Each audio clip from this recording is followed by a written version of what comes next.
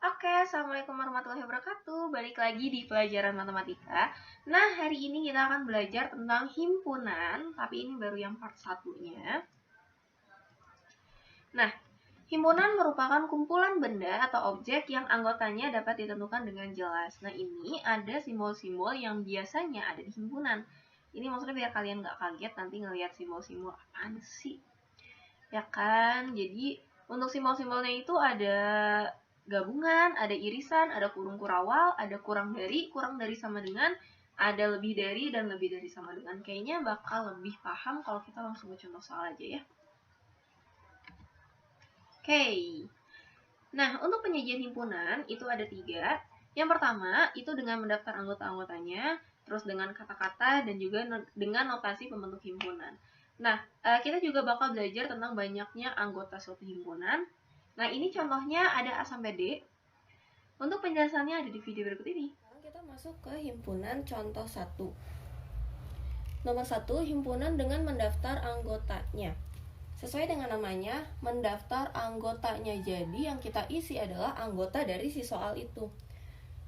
Yang A, C sama dengan bilangan Caca kurang dari 5. Nah, yang harus kalian tahu, kalau yang namanya himpunan harus pakai tanda ini nih. Ini tuh namanya kurung kurawal. Jadi harus pakai si tanda kurung kurawal kayak gini.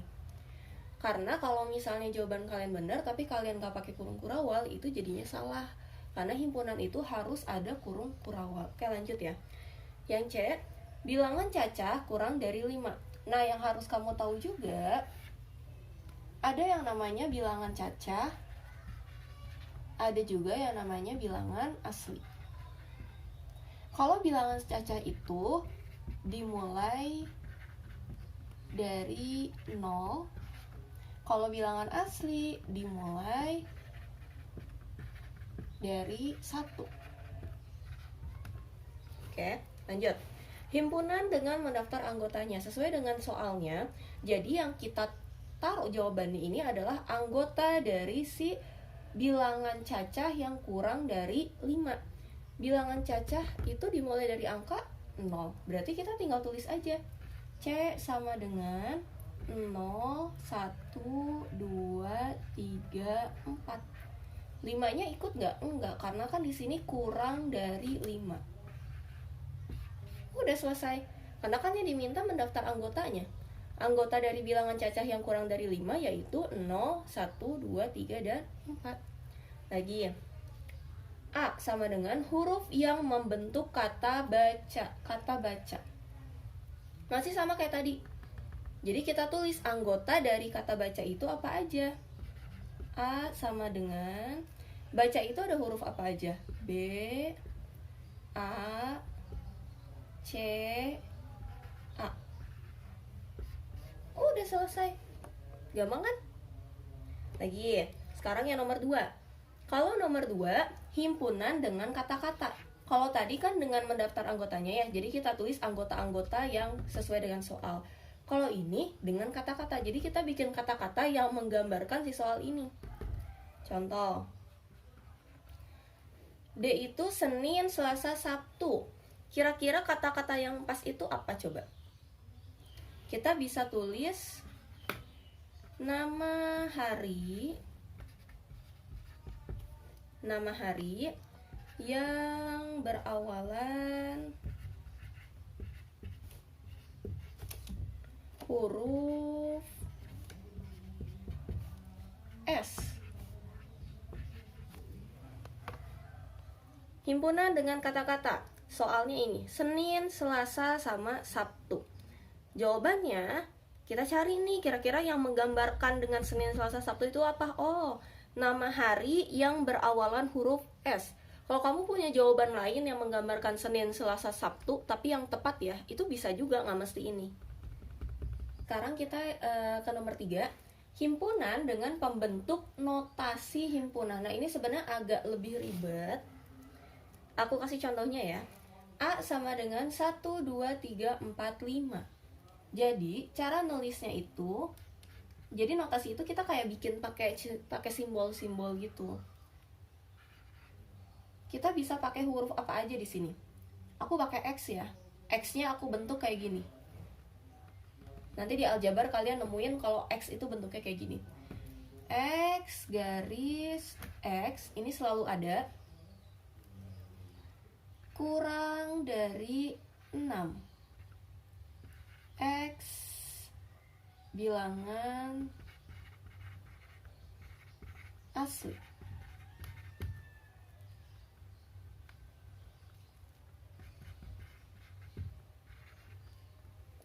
Oke, aku jelasin ya kenapa tulisannya kayak gini. Pertama, kita bisa lihat angka 1, 2, 3, 4, 5 itu ini dimulai dari angka 1. Kita bisa cari apa sih yang dimulai dari angka 1?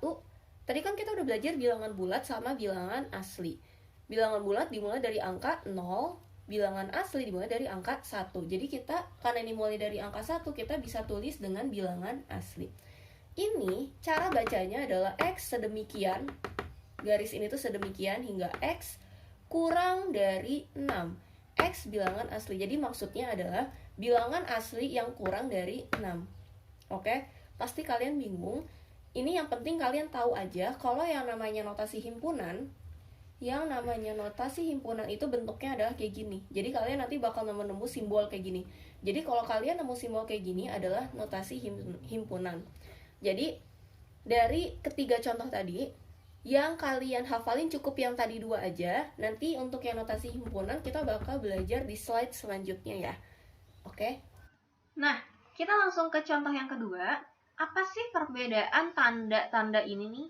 Tadi kan kita udah baca ya, ini ada tanda kurang dari sama dengan, ada lebih dari dan lebih dari sama dengan. Nah, ini contohnya bakal aku jelasin di video berikut ini. Sekarang contoh nomor 2. Apa sih perbedaan dari lambang-lambang ini? Ini pasti kalian pernah belajar di SD. Oke, sekarang aku tulis. Ini, kalau yang menghadap ke kanan, itu namanya kurang dari.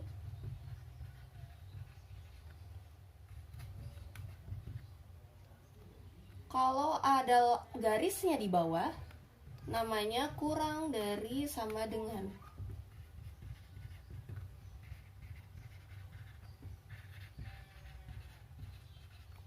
Oke. Kalau yang menghadap ke kiri itu namanya lebih dari. Kalau ada garis di bawahnya namanya lebih dari sama dengan.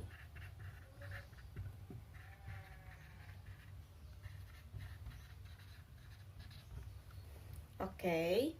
Nah, sekarang kita masuk ke contoh. Tulislah himpunan berikut dengan mendaftar anggotanya. Ini sama kayak contoh yang pertama. Kita masukin anggota-anggotanya. Tapi si soalnya ini pakai soal apa coba? Yang ketemu lambang-lambang kayak gini, ini namanya apa? Ini soalnya itu dengan notasi himpunan. Nah, di sini aku bakal ngajarin cara baca si notasi himpunan ini kayak gimana. Oke, cara bacanya. Jadi kalau kalian nemuin notasi himpunan kayak gini, cara bacanya itu dimulai dari belakang dulu. Ini dimulai dari yang pertama. Baru kita tulis dulu ya, berarti bilangan prima. Kalau udah kita langsung lihat ke tanda sama angkanya. Ini tanda apa? Kurang dari. Bilangan prima kurang dari 7. Ini ada tanda kurang dari, ini ada angka 7. Oke, jadi cara bacanya, kalau ada notasi himpunan kayak gini, cara bacanya itu selalu dari belakang. Bilangan prima, dari belakang dulu, bilangan prima, langsung ke tandanya. Jadi si XX kayak gini udah biarin aja, nggak usah diliatin. Ya, nggak usah dipeduliin. Jadi yang kamu baca, bilangan prima, langsung ke tandanya. Kurang dari 7. Nah, baru kita masukin jawabannya. Bilangan prima yang kurang dari 7 apa aja? Bilangan prima tuh kemarin kan kita udah belajar. Bilangan prima yang kurang dari 7. Bilangan prima itu dimulai dari angka berapa sih? Angka 2. Berarti 2, 3, 5. 7-nya ikut gak? Enggak. Karena kan di sini kurang dari. Berarti cukup 2, 3, 5 aja. Ini jawabannya. Nah, tapi kalau misalnya kayak gini, tandanya. Nih, kurang dari sama dengan 7, berarti si 7-nya ikut.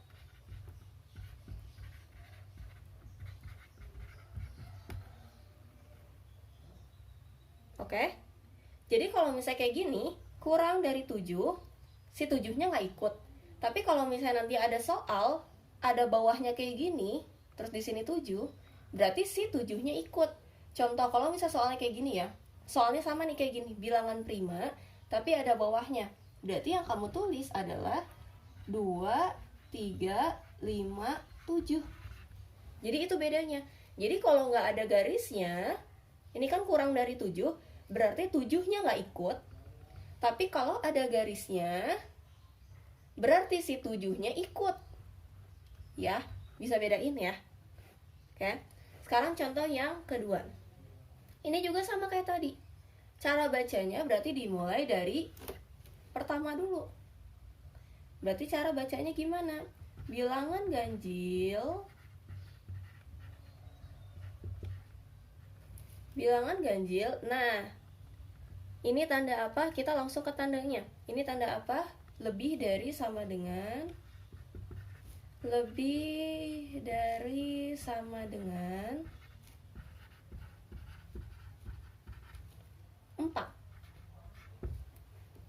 Jadi, kalian cari anggota dari bilangan ganjil yang lebih dari sama dengan 4. Bilangan ganjil itu apa aja sih? 1, 3, 5, 7, dan seterusnya. Tapi di sini, bilangan ganjil yang lebih dari sama dengan 4. Berarti kita mulai dari angka 4. Tapi kamu lihat dulu, angka 4 ini merupakan bilangan ganjil apa bukan? Sebenarnya kalau lihat tanda, ada tanda garis di bawah, berarti kan harusnya 4-nya ikut ya. Tapi kamu lihat lagi, 4 itu merupakan bilangan ganjil bukan? Bukan.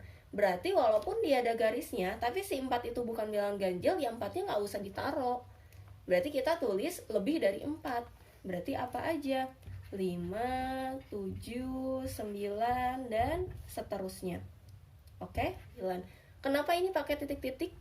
Karena ini kan gak ada batasan ya. Jadi terus aja angka ganjil semuanya ditulis, cuman biar lebih mudah jadi kamu tulis aja titik-titik-titik ini. Oke? Jadi bisa bedain ya. Bedanya kalau gak ada bawahnya, kalau gak ada bawahnya sama ada bawahnya.